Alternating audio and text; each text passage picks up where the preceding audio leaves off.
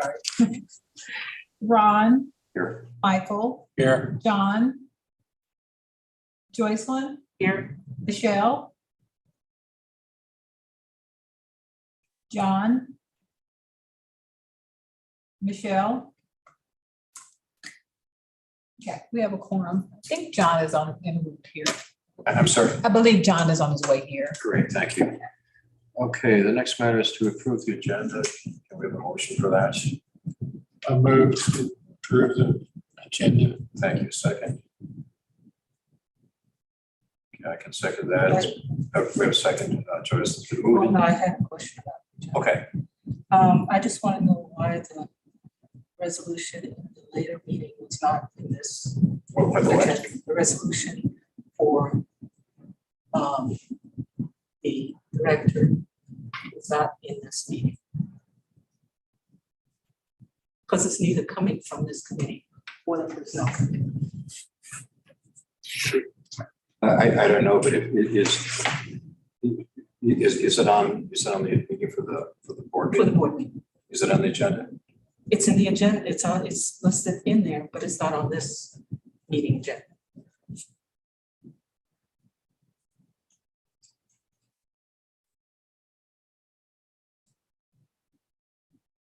Okay, I guess I don't see it. Where is it on the? When you go into board docs, I don't. But it's not on the printed agenda that we posted on the board though.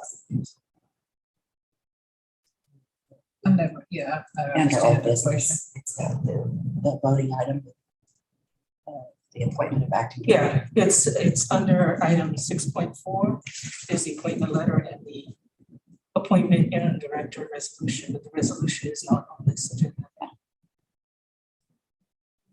I don't. That's just where it's at. Well, that would be a board decision. This committee is to, Ad hoc. Right, but the way our committee structure is, any contracts for director should be going through the personnel committee. okay, then we'll just amend it. But this is not the personnel committee, so then we'll just. Right, I was just asking if it was coming from this committee, it should it's be on not. this agenda. It's not from But this it would committee. neither be coming from the personnel committee because it has not been referred to the personnel committee. That's fine. Okay.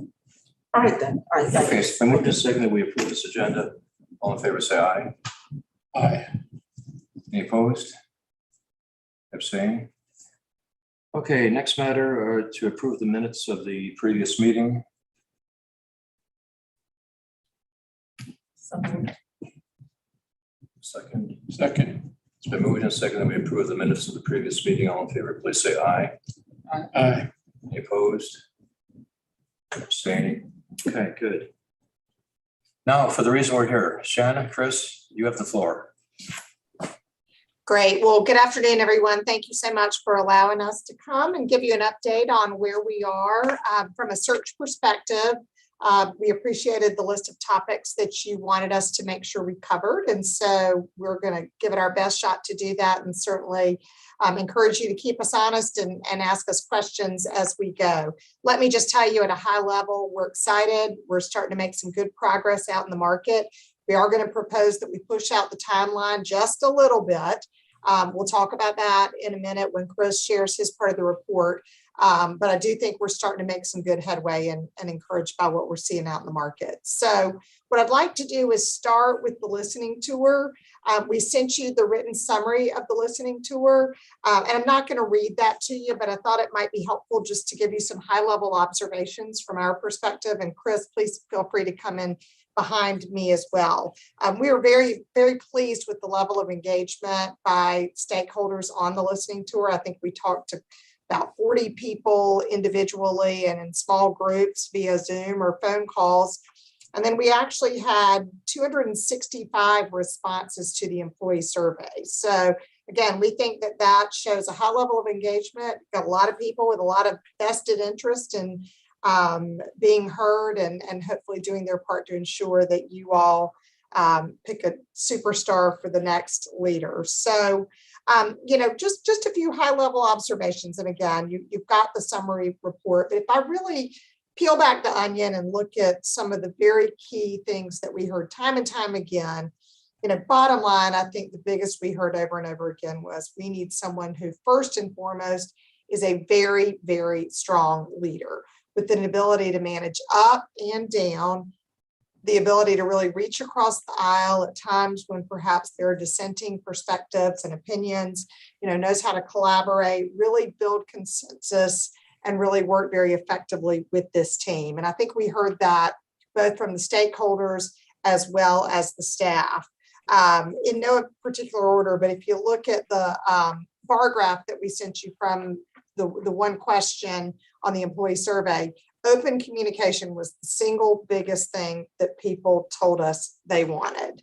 So again, really strong leader who's a very good communicator, is open, transparent, we heard across the board. Another key area that we heard pretty consistently was someone who is very willing and enthusiastic about really lifting up diversity, kind of in all senses of the word. And so that was something, again, it came out loud and clear in the survey to employees, but also in those interviews that we did with kind of community stakeholders. Values driven, we heard values time and time again, integrity, values, subscribes to the ALA standards and other library related codes of ethics. This was something that was very, very important to people. And again, I've already mentioned, savvy in terms of navigating through opposing perspectives and opinions, that kind of thing. Somebody put it well, and I think this is a great summary characteristic that we heard in a number of different ways, but a fence mender for times that maybe there have been some stress and tension and opposing views, someone who really has that ability to bring people together. So those were, I think, the biggies that we heard. Interestingly, we asked quite a few people, does this person need to already know or understand the landscape of kind of the mid-continent geographic footprint? And I think what we heard is, yeah, that's great and certainly preferred if you have the right person. However, they also believed if you had those other characteristics, you likely were able to acclimate in your broader community and do so pretty quickly and quite effectively. So I think we heard a slight preference for somebody local if they check the other boxes. But again, it wasn't a must-have by any stretch of the imagination. We did hear pretty much from everybody, somebody that is a true librarian is very important. I think I understand that's part of your bylaws, if I'm not mistaken. We had a couple of people who said, you know what, they can surround themselves with awesome librarians. We just need a really strong leader. But I think we heard more so than not that someone who really has a good grasp and understanding of that profession is very, very important. Really not important to most folks, fundraising experience. And I know that that's less of the role, but folks did tend to rank that much, much lower. So again, diversity, great leader, great communicator, able to mend those fences, really reach across the aisle and collaborate and build consensus across kind of diverse perspectives were the big highlights that we heard time and time again. Chris, anything you'd like to add to that? The only other thing that emerged to me that I didn't hear as much from what you mentioned, Shannon, was emphasis on innovation and how innovative that MCPL has been over the years, that looking for someone that can help continue that path for the organization. Yep, thank you. So I think this was a very helpful exercise. I think Chris and I are paying very close attention to some of these experiences, characteristics, attributes as we're evaluating candidates. But that's sort of the greatest hits version of, I think, our big takeaways from this whirlwind listening tour. Any questions that you all would like to ask in regard to that?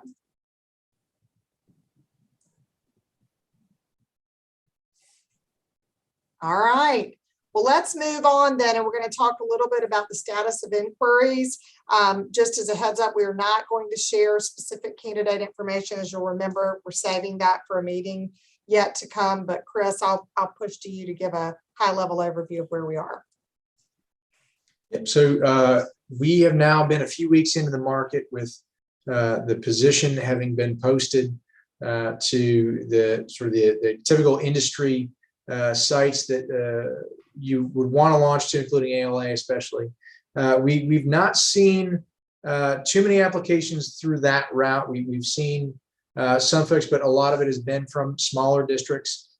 We've been leaning especially on proactive search, seeking out larger districts with similar footprints, really trying to hone in on library districts that have at least a significant portfolio with multiple locations, preferably with a mix of environments, urban, rural, suburban. And we've identified multiple candidates through that process.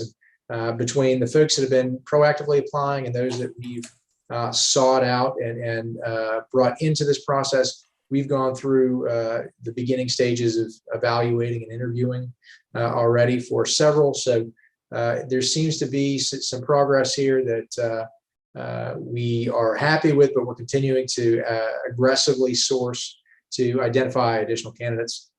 I would say that there's the only thing that we've noticed, outside of this district that has some level of impact on our search was conversations we've had around retirements that have gone on in similar library districts recently, and then others that we have a sense are going to be coming up in the near future. So just keeping an eye on that, as obviously there's it's a small network of folks that are qualified to lead districts this large. So that will obviously influence how many of those are considering multiple options at the same time. So that's a little bit about what we're seeing so far within the market. But any additional questions that we can answer for you?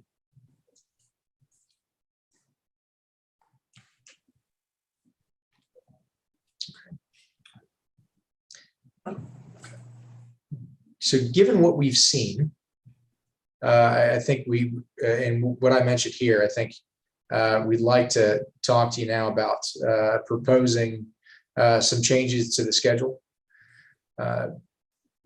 Where we are today, what we've seen in the market, essentially is telling us, there's only so many library districts that are comparable to MCPL.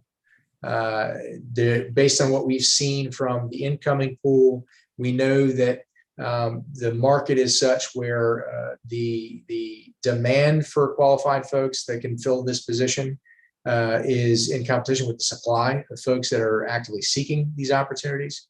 And so as such, I think we want to make sure we have enough time in the market to identify as strong a pool as possible for you to consider for this position. So with that said, I think essentially what we're proposing at this point is to push things back about 2 weeks for each stage. So the presentation of candidates we had originally scheduled for August 9th.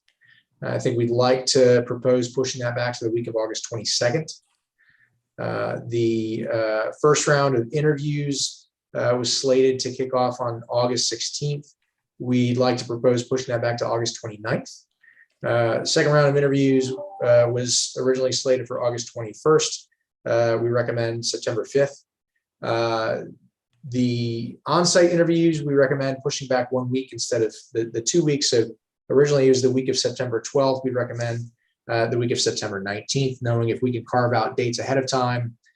With each of these, we feel confident that we can continue to communicate what those time slots are to candidates so that they have enough frame of reference to understand if they are to move forward in the process, they should be making themselves available for these specific windows so that as soon as decisions are made on your end, as far as who you'd like to move forward in the process, we can come to them with them already having an understanding of when you would possibly be wanting to speak with them as each step of this process progresses. So any questions, thoughts, or feedback about that proposed timeline? Could you go through those dates again real Yeah. quickly? Happy to. So again, originally the presentation of candidates, us coming to you with some folks that we'd recommend and want to introduce to you, that was originally slated for August 9th. We would recommend the week of August 22nd. So pushing that back 2 weeks. Again, from there, that would push back each of these first 2 rounds 2 weeks. So the first round of interviews was originally slated for August 16th. We would recommend the week of August 29th. The second round of interviews was originally slated for August 24th. We would recommend pushing that back to the week of September 5th. And then on-site interviews, we recommend, originally that was slated for the week of September 12th. We recommend pushing that back 1 week to the week of September 19th.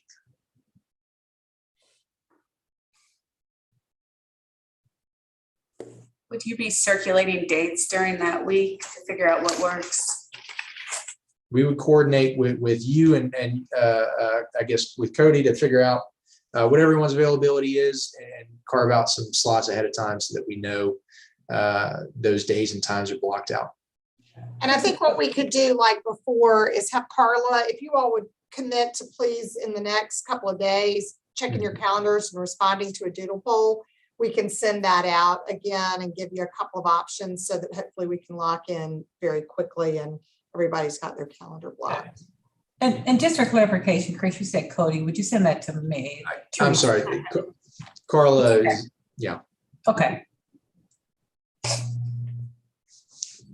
All right. So again, we're encouraged, we're making some good headway, but we do want to make sure we use your time in the very, very best way. And therefore, we told you at the beginning, we had kind of a proposed timeline, but then we were going to wave the flag if we felt like we needed to shift up or back slightly. And I think if we can do that, we'll be in good shape. All right, it was not on the list, but someone asked that we spend a little bit of time talking about the board, the search committee's role in this process, the board's role in this process, and just making sure that we're on track and compliant accordingly. You'll remember that we described the search process as really 4 buckets of work. First bucket was listening to her, check, that's done. Second bucket is sourcing for candidates. That rests squarely on our shoulders. We're going to continue sourcing across the life of the search truly until the very end. So that's our responsibility. Really, your involvement kicks into high gear starting that week of August 22nd, assuming we can get that to work as proposed by Chris. Again, just to review the pieces that you all are going to be heavily involved with, we will meet with you. We'll go into executive session. We will present a group of candidates to the selection committee. These people will be fully interviewed by Chris and me. We'll talk through their backgrounds. We'll give you all of their written information, all of that good stuff. Typically what happens is that a selection committee will listen to that group of candidates. It may be 5, it may be 7, it may be 10. There's no magic number. It's really what we believe to be just the very, very best kind of the A team, so to speak, of the most qualified candidates who meet, as close to the bullseye as we believe is possible. So typically what the committee will do, some committees will choose to interview everyone that we recommend. Other committees, more times than not, will call that list down a bit and maybe decide to interview, call it a handful of candidates in an initial round. Once those decisions are made, and we'll facilitate that discussion, that decision making. And then as Chris said, the week, I believe you said, Chris, of the 29th, we'll move to first round interviews. We'll help you with the structure of those interviews. We'll talk through what questions are going to be asked. We'll do all of the scheduling, all of that. So we're there with you the whole step of the way, every step of the way. But we'll help you. Obviously, you're going to be very heavily involved in interviewing those candidates. And then, we'll typically have maybe 3 rounds, maybe 2 rounds, depending on the level of consensus among your group as we move through the process. So, so far you all have been great. You've engaged through the listening tour. You've given us names, all of that. Really the heavy lifting on behalf of your committee starts that week of August 22nd, once you start reviewing candidate backgrounds and then interviewing folks. Any questions on that? Yes, Shanna, I had one. I'm wondering, typically before the August 22nd meeting, would you be sending us a synopsis or resume of each candidate so we have kind of a heads up, or Yes. what are your procedures? Yeah. Yes, we will absolutely do that. I'm glad you mentioned that, Ron. What we typically do with a search like this to add an extra layer of confidentiality, because it is very, very important. Some of these people were not looking for jobs when we approached them. Some are very concerned about confidentiality and will be until you likely get to a final on-site round. So we have a secure portal. It's called the Smart Vault. And what we will do, or what Carla will do, is upload all of the CVs and cover letters for those who submitted a cover letter into that secure portal. Typically we'll do that, call it 3 days in advance of the meeting, 2 to 3 days in advance of us presenting candidates, so that you can review those resumes. And then when we meet, we're going to give you our evaluation verbally over and above what you see just by reading a resume. So yes, you'll get that information in advance. Thank you. I had a quick question. Joyce? Sure. Yeah, Carla, you mentioned how, Shannon, you mentioned how very important it was to maintain confidentiality of the candidates. At what point would that no longer be an issue? Kind of hire and acceptance, or at what point? Well, that's something we're going to need to work with you on, what your sunshine laws require and don't around that. I will tell you, when we've done work in other states that have FOIA laws that are much more stringent than others, typically we will try to maintain very strict confidentiality until you get down to a group of finalists who are coming on site. That's usually not less than 2, not more than 4.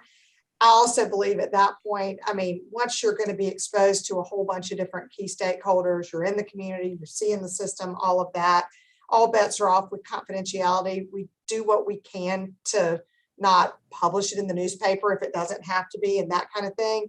But typically candidates understand that if they make it to a final round on-site interview, the veil of confidentiality is typically lifted at that point.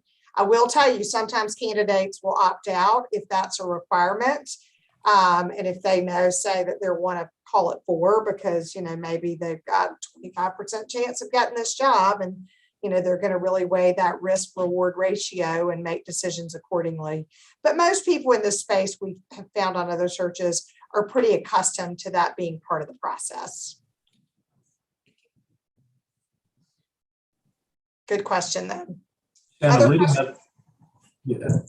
leading up to the August 22nd meeting, is it typical, or I guess I'm wondering, what is the average process for other clients of yours? If you receive a lot of interest in candidates, do you typically filter through them before you have a presentation of a select group, or pretty much unload everything that comes in? No, what we typically do is, listen, we've already interviewed a bunch of people that we don't think are qualified or what I would call tier 1 candidates. So, typically we'll talk to 100 or more potential candidates on a search. Many of them are not interested. Many we will, in our professional opinion, deem them less qualified for the role. So typically we bring to you the very small select group that we feel like is really best in breed in terms of what we've seen out in the market and been able to, garner interest in moving forward in the process. Having said that, Ron, we will certainly have, and some selection committees would like to see, the rest of the potential candidates who either submitted an application or wanted to be considered who did not move forward in our smaller, slate that we presented to you for consideration. So we can certainly have that available. We don't want that mass distributed at all, but, if there is a reason that you all would like to see those, we can certainly have that available at that meeting. Okay, great. I guess my thought is that I prefer not to have all of that, because that's Typically what you pay us to do. Yeah. Yeah. All right. Other questions?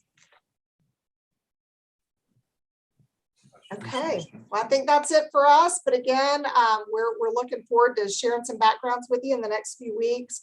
In the meantime, we are doubling down on sourcing and continuing to interview people, and fully committed to bringing you a group of great options for your consideration. Fantastic. Thank you. All right. Thank you. Thank you all. Thank you. Thank Thanks, you. Chris. Bye-bye.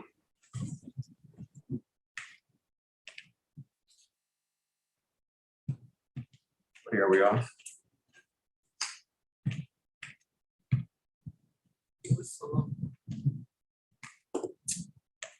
Okay, Teresa, do we have anybody wishing to comment? No, Okay. Any other business? Just a quick question. Are you Gotcha. okay on sunshine law with that, with the way she described it, so that we I can don't keep know. it? Yeah, if Okay. you're looking at me, that's something I put down. I can look into it for Okay. sure. Yeah, I think we need to understand that a little bit better. What she described is what you hope will happen every time. You keep it as secret as you can. And until the last, few, Yeah. and then people have to give up and say, okay, I'll make a choice here. Yeah, I think it's raises a kind of an intriguing question or problem, when you're finding somebody to allocate tens of millions of dollars of taxpayer money. I think people have a right to know, just as a, selection for school boards, school superintendents, chiefs of police, everything else. So we have a lawyer. And I have a big book here, so I'll look into it and let you know. Okay, any other business? Hearing none, motion to adjourn. So move. I move to adjourn. Second, it's been moved and second to adjourn, so all in favor? Aye. Aye.